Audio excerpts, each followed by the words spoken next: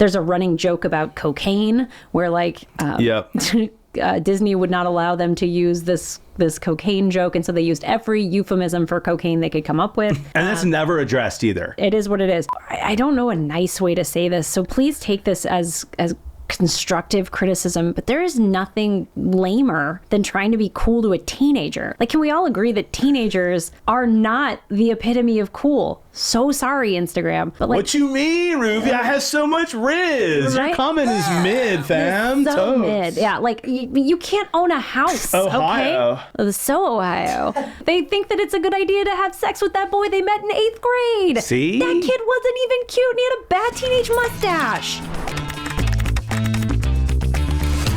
Welcome to another episode of Is This for Kids? I'm Jonathan Beard of Blevins, dad of 3, and I think that most media marketed towards kids is pretty garbage. And I'm Katie. I'm a mom of 5, and I think you can redeem most of the media out there. There's something to talk about and everything, but our goal is to help parents figure out what they can shield their kids from that they never should be seeing in a piece of content, what they can shepherd them through because there's no chance of avoiding it in our world, and what they can share in with their kids so that this really influential aspect of their kids' life doesn't get left to the rest of the world. There will be spoilers in this episode. So if you're watching this hoping not to have anything spoiled for you, you're going to need to look away. You can't know what your kids are getting into without spoiling some stuff. True. So there's that for you. Just a very controversial film here. A lot of people taking their kids because it's made for kids, right? Why are we doing an episode of Is This for Kids on Deadpool and Wolverine? First of all, if you're like, what the heck, just take a second right now, take a beat, take a deep breath, hit the subscribe button here on YouTube so that, you see more content like this. Yeah. Yeah. So when I shared with my Twitch community and tweeted out that I was going to see this movie for Is This for Kids, I got a pretty knee-jerk reaction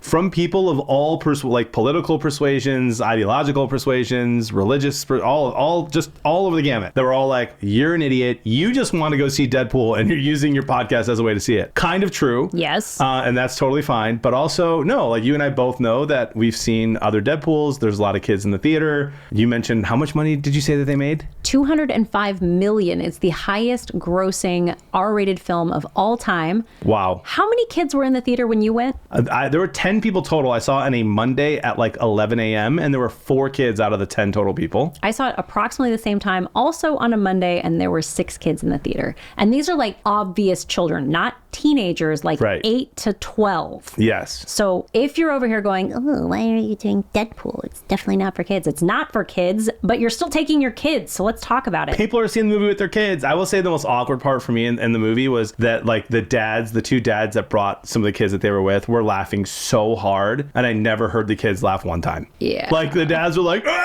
and the kids are just sitting there like, why is dad laughing like that? He's really enjoying himself. Because he gets the joke. So in this particular film, after learning that his timeline is going to be destroyed because its anchor character has died, Logan Wolverine from X-Men has died, the timeline is going to unravel slowly, and the time variance authority agent who's responsible for overseeing this downfall he's not willing to sit and wait for that. He wants to just kill it off, get it done with, end it right now. But he was going to save Deadpool from this reality and move it to the sacred timeline. But Deadpool is not willing to go with that. So he's decided he's going to go through the various multiverses and score himself a Wolverine to install back in his reality in order to fix that balance and save his timeline from destruction. In doing so, they get locked in the void with various other characters. Yeah. So what do we need to shield our kids from in this? Like, what are the things that kids should not be seeing? All of it. Yeah. Oh, the whole thing. 100%. From the very opening scene until the very end. Here's the thing. I will say, and I have to start by saying this. I am actually not a huge Deadpool fan. Mostly because I didn't understand it. I didn't ever read the comics. I saw the first 2. I was like, why does everyone love this so much? It was really hype. This third one, like, I thought was kind of a masterpiece. I was laughing throughout the whole thing. The music, like, this movie was made for millennials. It was made for my generation. I'm not offended by things. And so some of the content in there that like clearly it's not for kids, it didn't offend me. So it wasn't that funny. Okay. But the scenes I thought were funny there's no sex at all. Tons of horrible sex jokes and just wildly inappropriate suggestive jokes, but there's no nudity in it. It's just a ton of horrible language and a ton of innuendo and a ton of violence and gore. I mean, it's wild, but like those things do not offend me as a 36-year-old dude. And so like I thought it was really good, but definitely not for kids. So what should I show? I mean, here's the thing. I thought to myself, because you've mentioned before, like you have a 16-year-old who you consider very mature. There's about a 99.5% chance that your 16-year-old is about 99.5% more mature than I was when I was 16. Yeah. Okay. My brother Chris, who's my middle brother, 2 years younger, was more mature than I was when he was 16. Him and I both would see that movie when we were 16. We would never be able to. My mom wouldn't let us. But if we did, we would repeat every single joke to every single one of our friends, because it is 100% a quotable movie that, like, it's like this generation's version of Step Brothers is how this movie is going to be quoted in teen culture. 100%. It's already happening. I see it happening in my Twitch chat. I see it happening on social media. It's already happening. And therefore, even responsible 16, 17-year-olds, I'm shielding a lot of this stuff from, because I don't know how many of them are responsible enough to not repeat some of the heinous jokes that they're making. Yeah, I agree with you. Everything in this movie is something to shield your kid from. Because if you were going to like earmuffs your kid every time there's a swear word, the kid's going to just... The whole time. It's articles and proper nouns is pretty much the only thing that's not a swear word in the entire thing. There's a running joke about cocaine where like... Disney would not allow them to use this cocaine joke, and so they used every euphemism for cocaine they could come up with. Wolverine is an alcoholic. There's a point where he literally drinks rubbing alcohol. And that's never addressed either. It's just like, he's an alcoholic. It is what it is. The trailer alone, fun fact, had more F words in it than the entirety of the MCU combined up until now. There was one F-bomb in Guardians of the Galaxy Volume 3, and there are 4 in the trailer, which, by the way, was brand new to me. Like, there were F words in the trailers to Deadpool, and I was like, we're putting swears in the trailers now? What? Yeah. I didn't know that. I didn't either. There's so many, like I said, there's so many sexual references in there that, like, they were shocking at first, and then by the end it was boring. Like, okay, get it. Yeah, you're saying nasty things. Okay, let's move on. Because that's not funny to me, but a lot of the other stuff was kind of funny. And then there was enough blood and gore that it would horrify a surgeon until it gets to the point that you're just desensitized That's to the thing. It gets so crazy that you're just kind of, it's almost Looney Tune-esque at one sort point. of like in Monty Python when he cuts off the arm and it just spurts blood. Yeah. Like, it's clearly a joke. It's not real. It was very much that. Yeah. OMG, who cares? Oh, women. I can't imagine how horrible your lives are. Get a hobby. Get a life. You're a white woman. You have no sex. I'm a grown woman. These comments on Instagram do not bother me, but your kids shouldn't have to deal with this. That's where Bark comes in. Silence that noise. Bark can help you to cut off the apps, the scary language, and it'll let you know if any bullying like this is happening to your kid online. Get the Bark phone or the Bark app. You'll like it.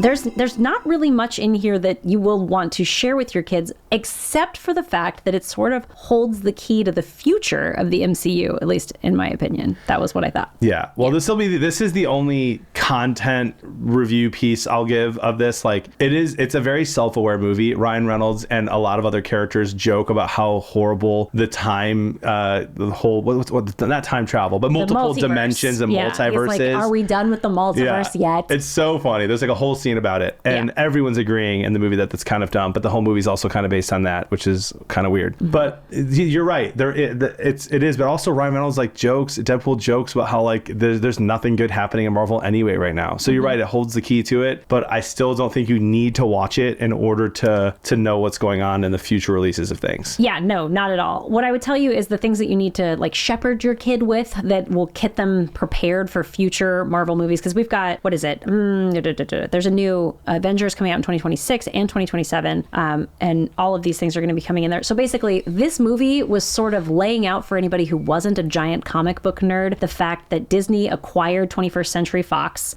One of the death scenes is on top of the Fox logo, right? It's buried in the sand, and it's clearly over. So that happened in 2017, but because it was two giant corporations, it took forever for them to be able to merge, which was official in 2019, but then COVID slowed down the production of this movie. So this is coming out post that, and in the meantime, Marvel has had taken L after L after L with all of their multiverse stuff and their other things. So they're kind of moving forward with this introduction of the X-Men and the Fantastic Four. So while they're in the void, you see all of these characters that were present in 21st Century Fox productions that were killed off that they might want to bring back. So you see Wesley Snipes' blade is in there. Yes. The greatest moment of my life is when Gambit walks in and I'm like, was that Channing Tatum? that was Channing Tatum. He's like, who is your dialect coach, man? Because he's Remy LeBeau has like a massive Cajun accent. Oh, it's and so good. And he's like, I can't understand anything you're saying. And it's very funny. And then you've got all of these like X-Men characters who are going to start being introduced because they own that property now. So they're going to become part of it. Hopefully they'll be going away from this multiverse concept and into let's just add in mutants everywhere. Yeah. That's my hope.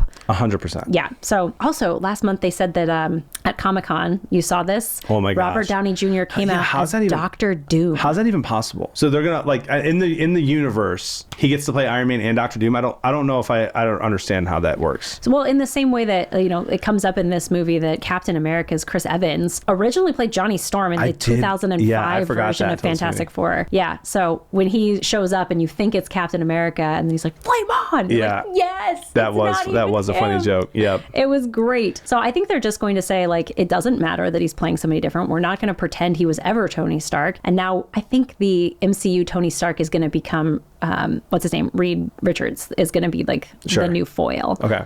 Which is going to be played by Pedro Pascal. Okay, love that. Yeah, love that. Right? I have a message for parents here. Okay. So, because here's the thing, and you can disagree with me, and that's totally fine. Mm-hmm. And I do.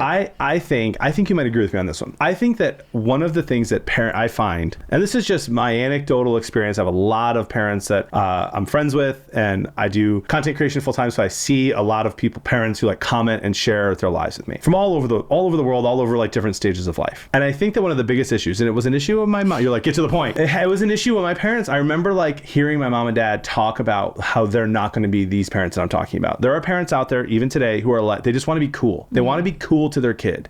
And they want their kids to love them forever. And they think the only way that they're going to love them forever is if they're cool. And cool means letting the kids do almost whatever they want to do. Mm-hmm. And do it first, right? So the first one to own a video game system, the first one to play this game, the first one to buy this game, the first one to watch this movie. You have to be in the know or your kid's not going to be cool. And if your kid's not cool, they're not going to think you're cool. And I just think that that's really flawed and stupid. And you shouldn't just do it for that reason. Like, this movie is not a movie for kids. No. This is not a movie you would take an 8, 9, 10, 11, 12, 13, 14, 15-year-old to go see. There's so many other movies out there they can go see with them. There's also just tons of other memories you can be making with your kid. Like, when's the last time you went outside and threw a football? When's the last time you went on a giant walk, a hike? You did something with your hands. Like, you something with your kid to make memories. You don't need Deadpool for your child in order to like make memories and be a cool parent. You just don't have to. You can wait to see this movie with them when they're 17.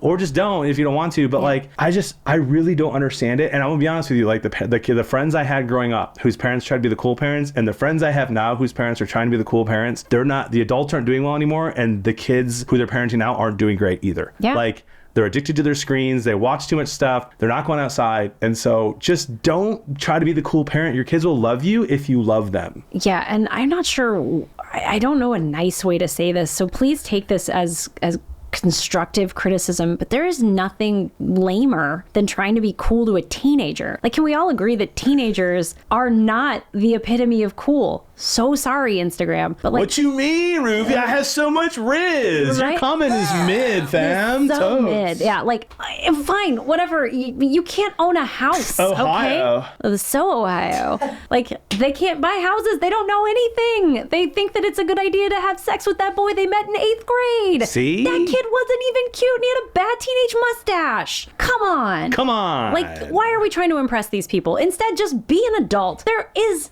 stuff you can share with your kid from this content. Not from this exactly, but like, if this is going to be, as I suspect, the key to the MCU, and you're talking about there's other movies out there, because of Disney's acquisition of Fox, go watch the original X-Men movie, which, by the way, is the same plot as Mutant Mayhem. We talked about that before. The X-Men movie, all of the X-Men series, the animated series, it's all on Disney+. Everything, and then it's completely appropriate for kids. The Disney animated series, Fox now Disney animated series for X-Men. You can go back and you watch the Fantastic Four. You can read the comics together. Like, set your kid up to be the nerd who knew what was coming in this next wave of Marvel. Like, that's a thing you can share in together. Put it on the big TV, because that is like my biggest advice to parents of all time. Put it on the big TV. Just watch it together. Instead of having these siloed experiences on your screen, have a shared experience as a family. Yes, agree. Yeah. And to all the people who are going to comment, look at these prudes. We just have to, again, this podcast is for parents about children. Like, I thought the movie was funny, and I kind of enjoyed it, and like, I was offended by zero of it. Right. I will not lose sleep from this movie and from parents taking their kids to it. That's your call. I just don't think the movie's for kids. Very simple. Yeah, I'm a grown-up. I can deal with the fact that other people like it. I don't have to like what you like. Yeah, tell them, Ruvi. Also, real quick, like Ryan Reynolds makes it, his character makes it very clear throughout the film that it's not for kids. He makes little like jokes. What's the Wolverine? You chose the wrong house, bud. You chose the wrong movie, bud. Anyway, I digress. Yeah. By the way, the same Ryan Reynolds humor that's funny and great throughout the entire thing, completely present in Free Guy, and that's way more appropriate for children. So, like, Good if you like that recommendation. humor, hop over to Free Guy. It's great. Anyway, if people liked this content here, where can they find more of it? Go to isthisforkids.com. Anywhere that you watch or listen to any type of content, you will find us there on that website. We're active. We always take requests for things that you want us to review. Please say hello. Yeah, check us out over on Instagram. We are at ITFK Podcast on Instagram. Check us out. See what we've got there. We're trying to post some Cliff's Notes for parents and things like that over on those platforms. We would love to hear from you. Yeah, anyway, we can be a resource for you. Let us know. Hey, there's so much content out there for us to wade through as parents. I'm Jonathan Bearded Blevins. I'm Katie, MrsRuvi. Let us help you decide. Is this for kids?